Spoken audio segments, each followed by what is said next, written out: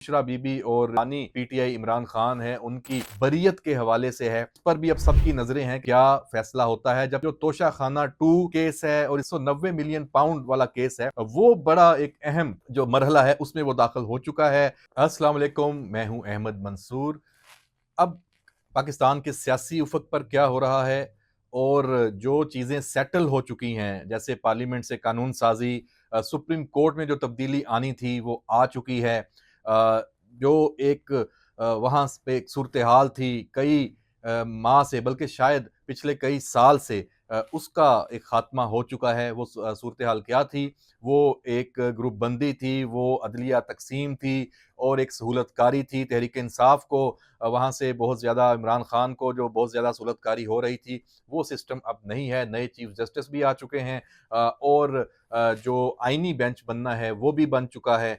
अब वहाँ एक रूटीन का जो फंक्शन है वो शुरू होना है। लेकिन दूसरी तरफ जो इस्लामाबाद हाई कोर्ट है, वहाँ भी अब मामलात जो हैं वो बेहतरी की तरफ गामजन हैं। नए जजेस की जो तैनाती वहाँ पे होनी है आइनी जो कानून साजी होने के बाद, उसके बाद वहाँ भी काया पलट जाएगी। अभी एक अहम मुकदमा जो चीफ जस्टिस आमिर फारूक की जो अदालत है उसमें ज़ेर समाअत है, वो बुशरा बीबी और बानी जो पीटीआई इमरान खान है उनकी बरीयत के हवाले से है। उस पर भी अब सबकी नज़रें हैं कि वहाँ से क्या फैसला होता है। जबकि अडयाला में जो तोशा खाना 2 केस है और इसके साथ साथ जो 190 मिलियन पाउंड वाला केस है, वो बड़ा एक अहम जो मरहला है उसमें वो दाखिल हो चुका है। जो ख़ास तौर पे एक जो काम रुका हुआ था, वो हो गया है। जो आखिरी गवाह था, उस पे जो जिर्रा होनी थी, वो मुकम्मल हो गई है। अब उसके बाद जो वहाँ पे अब बयान रिकॉर्ड होना है, जो बानी पीटीआई का और जो एक दोनों मुल्ज़मान का, इमरान खान और बुशरा बीबी, और उसके उसके लिए तारीख भी दे दी गई है। ये मरहला अहम है, देखते हैं इसके बाद यहाँ पे फिर ज़ाहिर सी बात है इसका फैसला सामने आना है, तो ये मामला मंतकी अंजाम तक जा रहा है। दूसरा, अडयाला से बानी पीटीआई की अब उस तरह की गोलाबारी और जो गुफ्तगू है वो भी सामने नहीं आ रही। कई उसके पहलू हैं, लेकिन एक बात ज़रूर सामने आई है और वो उसमें फिर जो इमरान खान है उन्होंने army chief general Syed Asim Munir पर संगीन इल्ज़ामात लगाए हैं और इसको कोई अहमियत, लेकिन अहम बात जो मैं जिसकी तरफ निशानदेही करना चाहता हूँ कि इस दफ़ा इन जो इल्ज़ामात की किसी जगह से भी कोई उसको लिफ्ट नहीं कराई गई। इवन खुद जो पीटीआई की लीडरशिप बाहर मौजूद है, उन्होंने भी इसको, पहले तो होता था ना कि इमरान खान की जो बात सामने आती थी बाहर, तो सारे तोते की तरह उसको बोलना शुरू कर देते थे और उसको बाकायदा बयानिया बनाया जाता था। अब इमरान खान की कोई गुफ्तगू या इस तरह के कोई इल्ज़ामात या कोई चीज़ बाहर आती भी है, तो उसको बिल्कुल नो लिफ्ट प्रोग्राम हर तरफ से, बयानिया नहीं बन पा रहा। ये सूरत हाल यकीनी तौर पे पहली मर्तबा हुई है और इमरान खान के लिए यकीनी तौर पे ये परेशान कुन है और हमारे ज़राए ये बताते हैं कि ये सूरत हाल आगे और बढ़ेगी। इसमें जो आपको कोई तब्दीली नहीं नज़र आएगी, बल्कि मज़ीद इर्रेलेवेंट होता जाएगा इमरान खान और उसकी गुफ्तगू और उसके इस तरह के बयानात।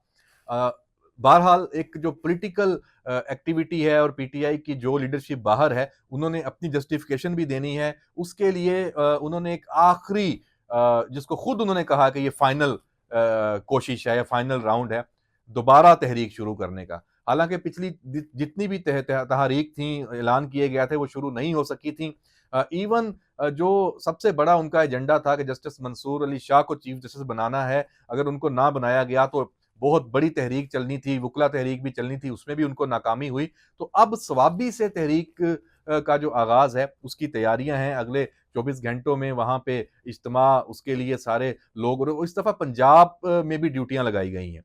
जो तहरीक इंसाफ की जो पंजाब की लीडरशिप है, उनको बाकायदा टास्क दिए गए हैं और उनको थ्रेट भी किया गया है कि आपकी इस दफ़ा हाजिरी लगेगी और जो अपना रोल प्ले नहीं करेगा, जो बंदे लेके नहीं आएगा, और ये भी कहा गया है कि जो जितने बंदे लाएगा, फर्ज करें कोई लीडर 100 बंदे लेके आता है अपने हल्के से, तो उनका जो खाने पीने का इंतजाम है, रहायश का है, उसके अखराजात उसको खुद उठाने होंगे। तो यानी अभी जो पीटीआई के पास एक तो वो वाला जो सिस्टम है वो खत्म हो गया है जिसमें उनके एक मुनज़्ज़म अंदाज और एक पूरा मरकजियत थी जिसके अंदर। अब वो एक एफर्ट कर रहे हैं लेकिन इंडिविजुअल उसके तौर पे इनफरादी सतह पे सबको टारगेट दे रहे हैं और आखिरी हरबा यही इस्तेमाल कर रहे हैं कि अगर इमरान खान आपसे नाराज़ हो गया तो और आपका नाम ले लिया गया कि ये पार्टी के साथ मुखलस नहीं है तो आपको अपने हलके में अपने कारकुनों के जो ग़ैज़ो-ग़ज़ब का सामना करना पड़ेगा। तो ये आखिरी हरबा है। मेरा नहीं ख्याल कि ये कारगर होगा और ये जो स्वाबी वाला इवेंट है इसकी कामयाबी का इम्कान कितना है इसका हम जायज़ा ले लेते हैं।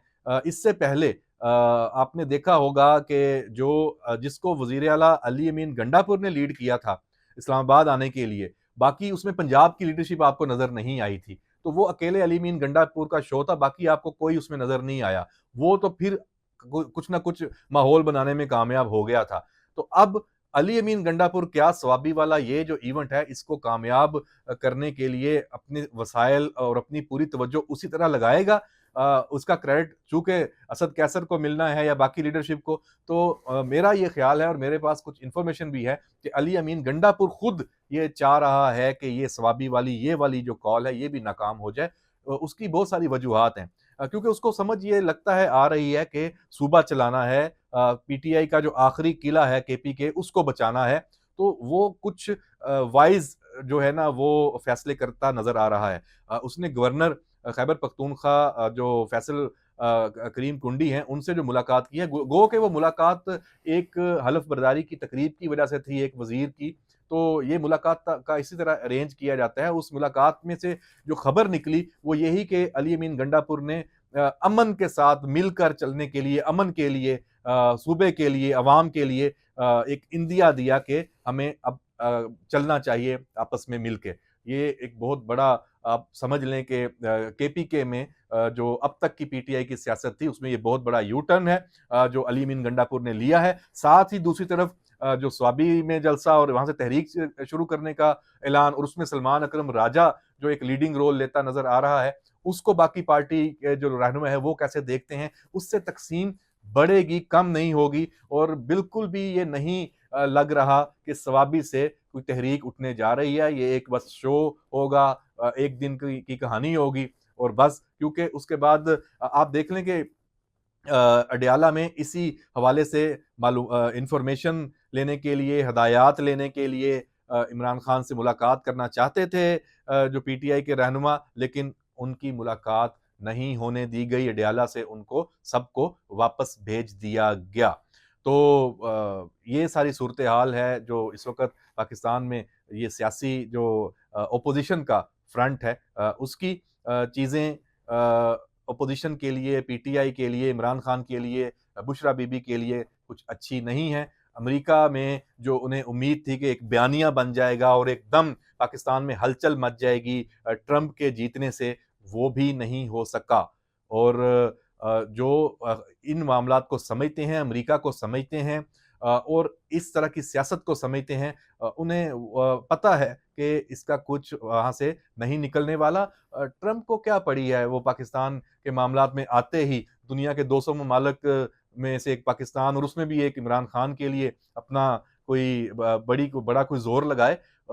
मेरा नहीं ख्याल और बहुत सारे जो माहिरीन हैं, जो तज्ज़ियाकार हैं, वो भी यही बात कर रहे हैं कि ऐसा कुछ नहीं होने जा रहा।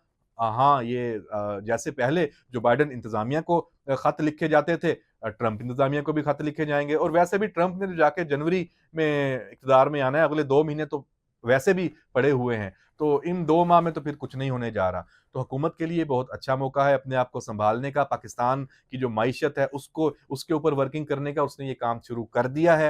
वज़ीर-ए-आज़म के जो दौरे थे वो तो आपने देखे ही हैं। आखिर में चलते-चलते मैं आपको ये बता दूँ कि army chief general Syed Asim Munir का जो दौरा सऊदी अरब है, वो नहायत ही अहम है और एक गैर मामूली दौरा है। क्यों? क्योंकि उसमें एमबीएस के साथ मुलाकात हुई है, मोहम्मद बिन सुलेमान के साथ वीडियो आपने देखी है, उसकी तफ़सील भी सामने आई है और इस वक़्त जो सूरत-ए-हाल मशरिक़ वुस्ता की है, ईरान के साथ इज़राइल के मामलात हैं, पूरे खित्ते का माहौल इससे इंटरलिंक्ड है और पाकिस्तान उससे बाहर कैसे हो सकता है। और पाकिस्तान की इकॉनमी के इश्यूज़ भी हैं और उसमें पाकिस्तान को चाइना के साथ-साथ सऊदी अरब और यूएई और अपने जो दोस्त ममालिक हैं, उनसे इस दफ़ा फिर बहुत ज़्यादा उम्मीदें हैं और इस हवाले से जो पाकिस्तान में मिलिट्री डिप्लोमेसी है, ये माज़ी में भी कारगर साबित होती आई है और अब फिर कारगर साबित होगी। ये दौरे इसी सिलसिले की एक कड़ी हैं। सिक्योरिटी इश्यूज़ तो यकीनन हैं ही हैं। इजाज़त दीजिए, अल्लाह हाफ़िज़।